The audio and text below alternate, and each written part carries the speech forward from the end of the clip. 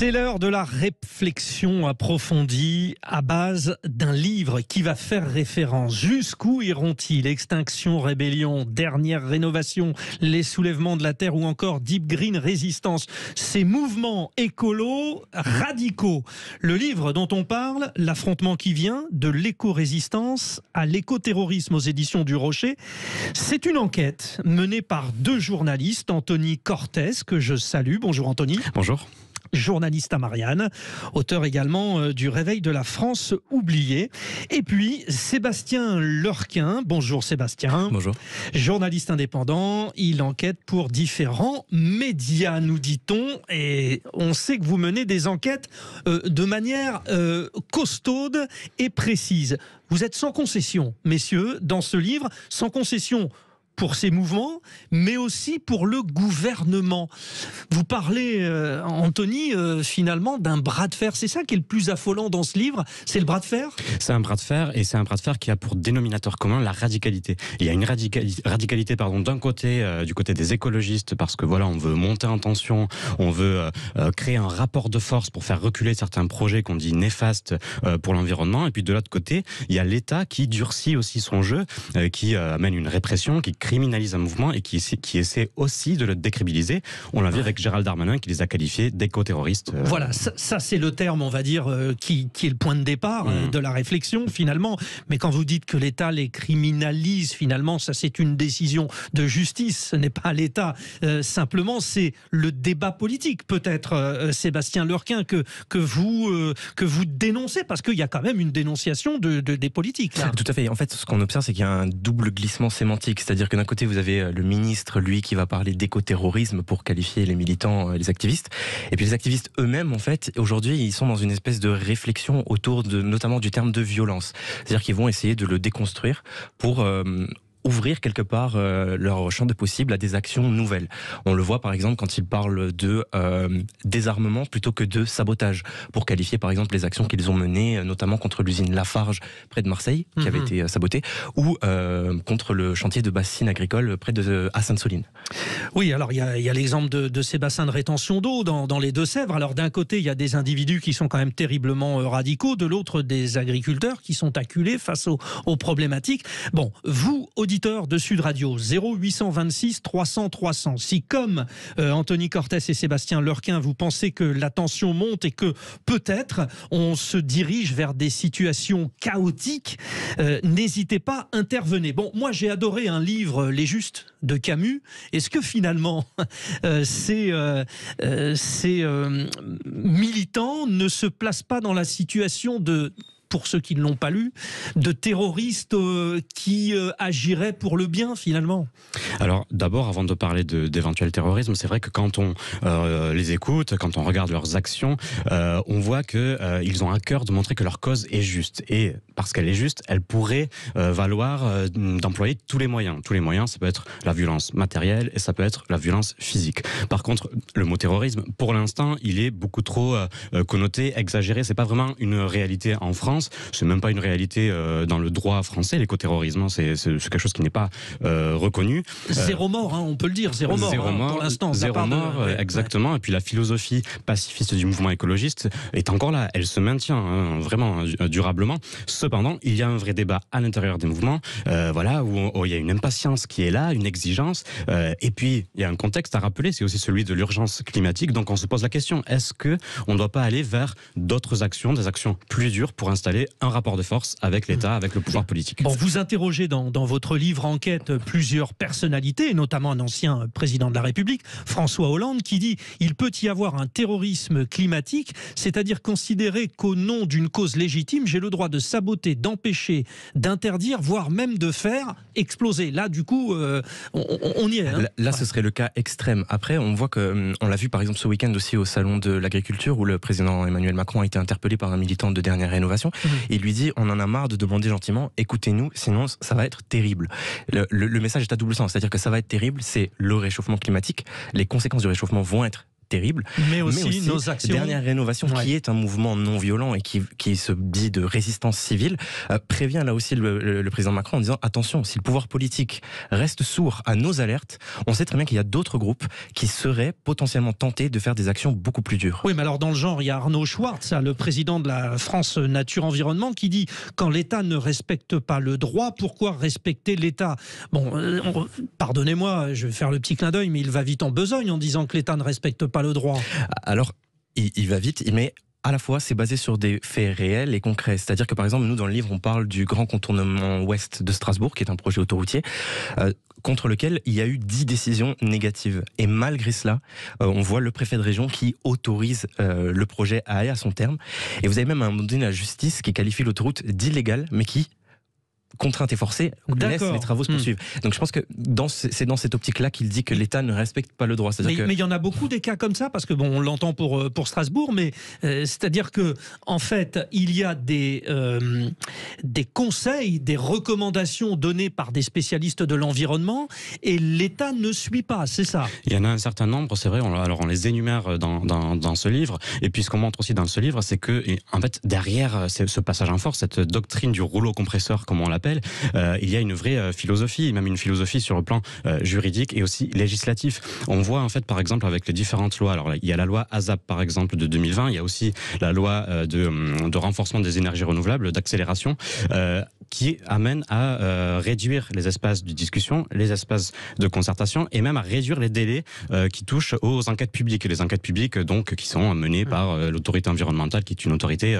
indépendante. Donc on voit en fait, voilà, je parlais au tout début de deux radicalités. La radicalité de l'État, elle se place là-dessus. C'est dans la volonté de contourner parfois la justice pour mener à bien ses projets. Bon, messieurs, vous avez fait une enquête journalistique, donc c'est-à-dire totalement objectif, mais j'entends quand même, et j'invite les auditeurs de Sud Radio à réagir au 0826 300 300, j'entends quand même dans vos propos une invective à l'encontre de ce gouvernement, c'est-à-dire que le premier quinquennat et le deuxième qui s'enchaîne d'Emmanuel Macron est pour vous problématique sur ce dossier-là? C'est-à-dire qu'on a un État qui est condamné pour inaction climatique, et ça c'est vraiment quelque chose qui a marqué très fort les militants, et c'est quelque chose, et c'est ce à quoi ils se rattachent pour justifier leurs actions.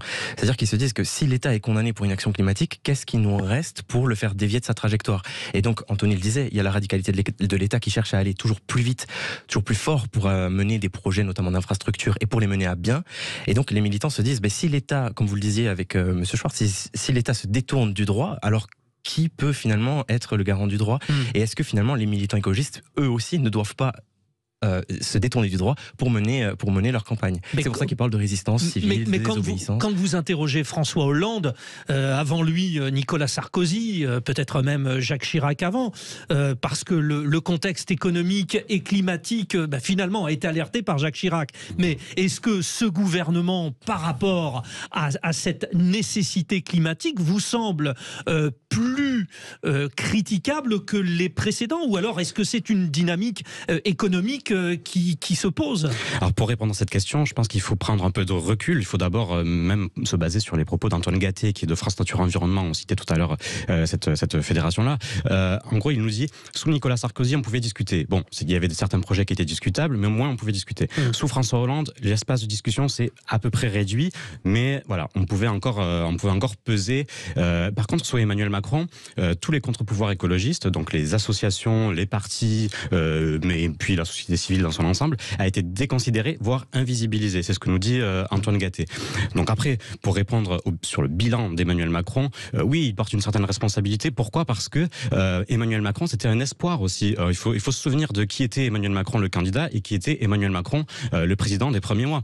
Emmanuel Macron, le président des premiers mois, c'est celui de Make Planet Great Again. C'est-à-dire que Donald Trump annonce que les États-Unis sortent des accords de Paris. Tout de suite, il réagit avec une intervention télévisée en disant: je mènerai le combat écologiste, écologique. Je vais réussir à convaincre toutes les grandes puissances qui polluent la planète, et on va mener le combat malgré Donald Trump. Et malgré tout ça, on le voit dans les mois à venir et puis les années à venir, il y a eu beaucoup de reculades. C'est-à-dire que par exemple la Convention citoyenne pour le climat, un quart des propositions ont été retenues, alors que c'est une démarche menée par Emmanuel Macron. Il y a tout un ensemble. Alors bon, j'ai deux questions. Je vais garder celle de l'internationalisation pour après. Je vais revenir sur l'histoire. Donc vous citez Emmanuel Macron, le président de la République, mais est-ce qu'on peut faire référence à ces ministres de l'écologie? Il y a bien sûr le précédent Nicolas Hulot qui est parti, qui a quitté le gouvernement. Est-ce que nous n'avons pas aussi un manque d'un ministre de l'écologie qui incarnerait ce dialogue? Parce que c'est la question du dialogue que vous posez là. Tout à fait. Ouais. Et effectivement, le rôle du ministre de la Transition écologique pose question aujourd'hui, quand on voit que les conséquences du réchauffement climatique vont être plus que sérieuse, et que le ministre prépare, d'ailleurs la semaine dernière, l'opinion à s'adapter. Il demande à l'opinion de s'adapter à une situation à plus 4 degrés. Il est peut-être dans une dynamique de adaptez-vous plutôt que je vais vous protéger du réchauffement.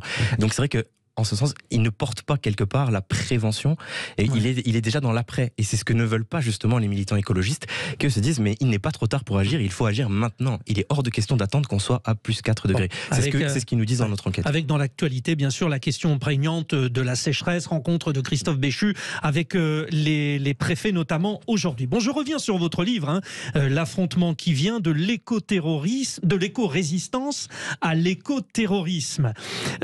Vous prenez parti en disant on y va tout droit, ou est-ce que vous dites finalement on est en face de gens qui essayent de se faire entendre mais qui, s'ils se battent finalement pour un idéal d'une meilleure planète, ils ne vont pas non plus se faire harakiri, quoi. Non. Alors on se pose la question, on part du milieu des années 2010 avec les marches pour le climat. Alors tout le monde s'en souvient, voilà, il y avait des dizaines de milliers de personnes qui défilaient et qui avaient de l'espoir pour changer de système, changer de cap.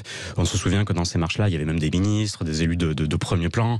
Il y avait un espoir et une volonté de régler la chose de manière pacifique. Sauf que ça n'a rien donné. On est en 2023, il y a tout ce qu'on a rappelé, toutes ces promesses non tenues. Alors maintenant, on se pose la question de éventuellement passer un cap. Alors, est-ce qu'on va aller vers l'écoterrorisme? Ça, c'est une grande question. Et pour cela, on a interrogé les services de renseignement. C'est vrai qu'on a fait une grande immersion aussi au cœur de la machine étatique. Oui, nous y venons parce que ça, c'est très intéressant, parce que vous avez des réponses aussi sur les risques. Oui. En fait, sur les risques, en tout cas, ce qui inquiète les services de renseignement, c'est une porosité entre le milieu écologiste et l'ultra-gauche. Alors l'ultra-gauche, que ce soit les libertaires, les antifascistes, etc. et ceux qui pratiquent le Black Bloc. On l'a vu par exemple à Sainte-Soline. Sainte-Soline, c'était représentatif parce que, alors nous, on y était en reportage, on l'explique d'ailleurs dans le livre.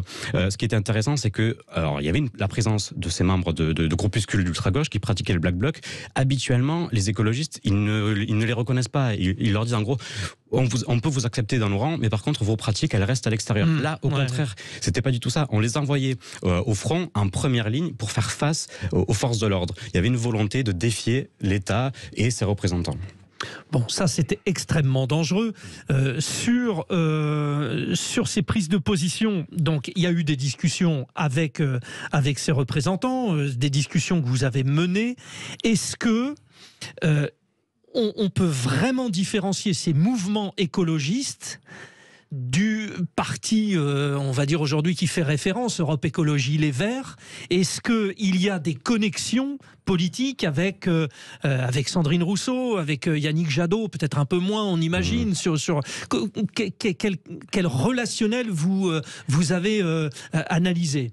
Alors ce qu'on a massivement quand même retrouvé, nous, sur le terrain pendant nos reportages, c'est qu'on est face plutôt à des jeunes qui se sont détournés des partis politiques traditionnels. Et qui l'ont dit à Yannick Jadot sur une fameuse manifestation. À Sainte-Soline, tout à fait. Ouais. Et des jeunes qui n'y croient plus vraiment et qui vont plutôt chercher à s'engager dans des mouvements de terrain, et notamment dans des mouvements qu'on voit apparaître comme les soulèvements de la terre ou Terre de lutte, qui sont des mouvements qui sont vraiment répartis partout en France et qui s'engagent sur les luttes locales. Et c'est plutôt comme ça que finalement se manifestent leurs combats politiques, plus qu'en lien avec des partis établis. Bon, dernière question, parce que ça va très vite et vraiment votre sujet est passionnant, mais Anthony Cortés, est-ce qu'ils ont conscience que ce n'est pas seul Emmanuel Macron qui va régler le problème de la planète, et bien que c'est un problème international quand même? Bien sûr, mais la France peut être leader, peut être locomotive dans ce mouvement-là, et c'est vrai que bon, la France, on n'est pas les pires, on n'est pas l'Inde, on n'est pas la Chine, mais cependant on pourrait, comme on l'a été en fait avec François Hollande sous la COP 21, on pourrait voilà être fer de lance. Aujourd'hui, on n'a plus du tout cette ambition-là. On l'a dans les propos, mais on l'a pas dans les actes. C'est ça le problème. C'est ce greenwashing qui est dénoncé par les militants. Messieurs, bravo pour votre enquête. J'invite donc tous les auditeurs de Sud Radio à lire l'affrontement qui vient de l'écoterrorisme de l'éco-résistance à l'écoterrorisme. Je vais aller vite moi aussi en besogne finalement aux éditions du Rocher. Bravo à vous, Merci Anthony beaucoup. Cortès et Sébastien Lurquin.